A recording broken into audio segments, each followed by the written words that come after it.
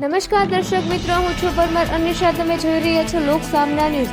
તો જોઈએ આજના સમાચાર પંચમહાલથી અમારા રિપોર્ટર ઇમરાન પઠાણ સાથે.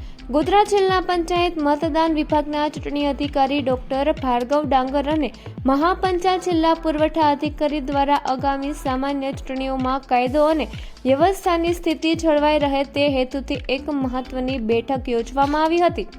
આ બેઠકનો મુખ્ય ઉદ્દેશ સંવેદનશીલ અને અતિ સંવેદનશીલ મતદાન મથકોની ઓળખ કરી તે નક્કી કરવાનો હતો. આગામી તારીખ 26 એપ્રિલ 2026ના રોજ જિલ્લા પંચાયત અને તાલુકા પંચાયતની સામાન્ય ચૂંટણી 2026નું મતદાન યોજનાર છે. જે અન્વયે આગામી લોકસભા, વિધાનસભા અને સ્થાનિક સ્વરાજ્યની ચૂંટણીઓ દરમિયાન નોંધાયેલા વિવિધ ગુનાઓની વિગતોને ધ્યાને લઈને મતદાન મથકોનું સંવેદનશીલ અને અતિ સંવેદનશીલ તરીકે વર્ગીકરણ કરવામાં આવશે.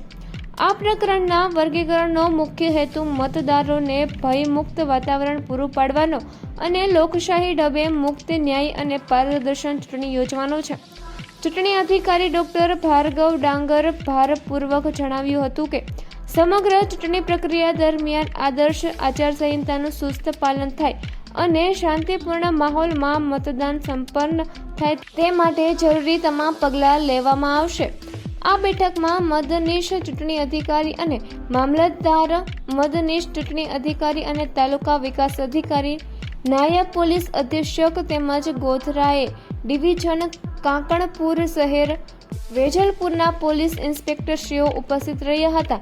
તો ફરી મળીશું એક નવા સમાચાર સાથે. ત્યાં સુધી જોતા રહો લોક સામના ન્યૂઝ.